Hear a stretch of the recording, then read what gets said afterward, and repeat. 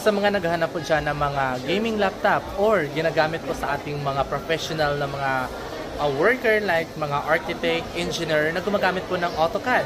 At sa mga mahilig po mag-vlog dyan, na hilig mag-render, mag-edit ng mga videos, na gumagamit po ng mga application kagaya ng mga Adobe Premiere Pro natin.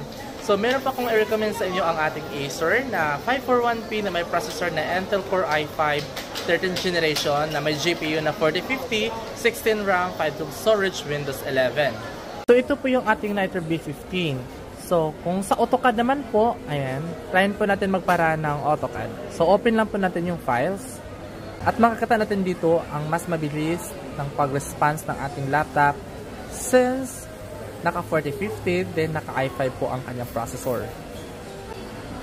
So ito po yung sample sa mga nag-AutoCAD, sa mga engineer, architect. Highly recommended po ang ating 541P. Less din po nag-response ang ating laptop.